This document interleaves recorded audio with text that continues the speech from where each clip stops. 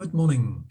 This is Hammersmith Chess Club, the junior hour, or better, the junior hour in 5 minutes or so.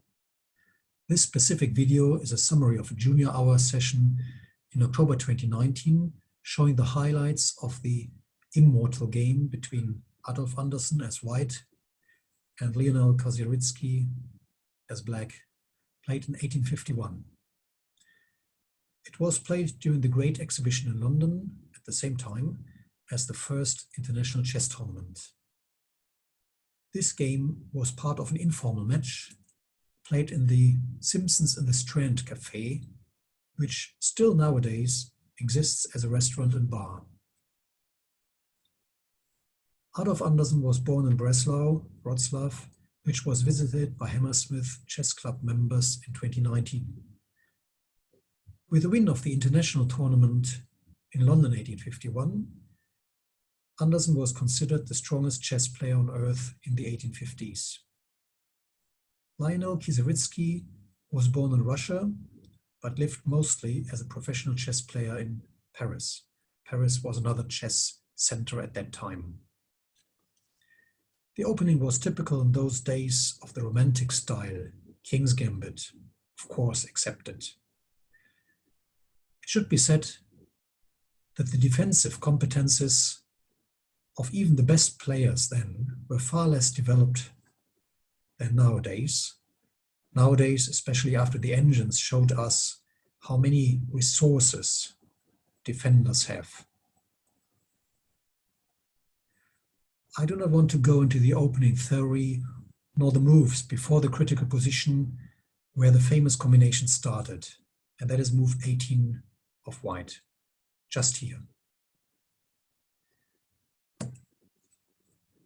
Bishop d6 was considered as the start of a great combination sequence, but in fact, it would have only drawn with best black defense. Rook e1 or bishop e3 would have been better. And indeed, black would have won with best play.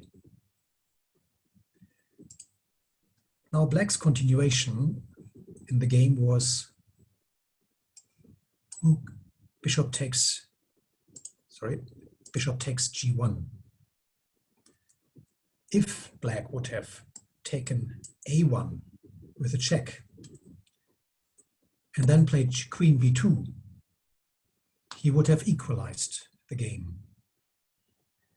Now it is more white who has to fight for a draw with a perpetual. His king is heavily exposed. So there are various possible continuations. I just show one of the lines, king d8.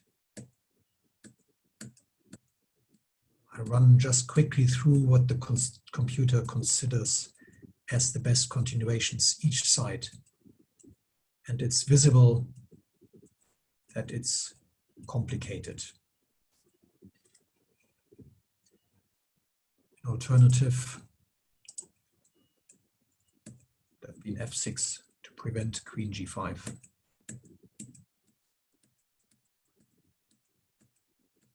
Now it's a perpetual. Or d6.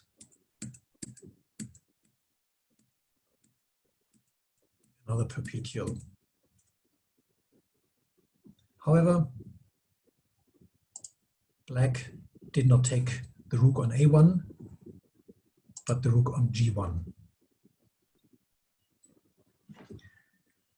Now comes the winning move of white, e5. This blocks the return of the black queen as a defender. Black takes the rook. Actually, that's the second rook now. And now there are different variations possible, different continuations by black. The probably best continuation would have been bishop a6, which would have allowed the black king an escape path to the queen side. And one possible continuation would be this. Indeed, now black has to return or has to give his queen, because otherwise black would be mated. So with queen c3, and now black has to take on c8, c7 with the queen. If the king goes away, he will be mated. The other side mated in a different way.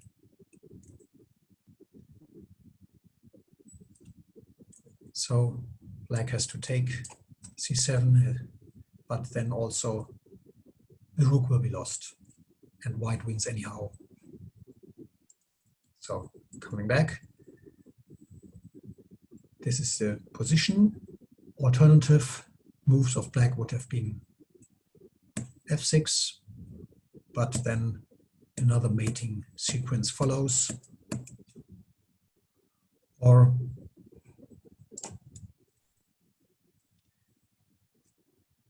if knight e7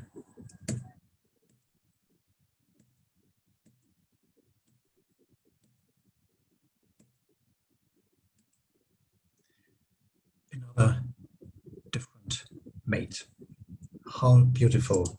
One more beautiful than the other. Now, black decided to indeed, to move the knight to a6 to defend the entry point c7 for the white knight. But then comes a forced mate by white in 3. Knight g7, the king has to move to d8. Now, of course, c7 is defended by this knight, and e7, which could have been another mate by the bishop, is defended by the knight g8. So comes queen f6 check to deflect the defending knight. The last heavy piece of white is sacrificed, and white mates with the bishop e7. All three remaining minor pieces of white participating and necessary for the attack and for the mate. How beautiful.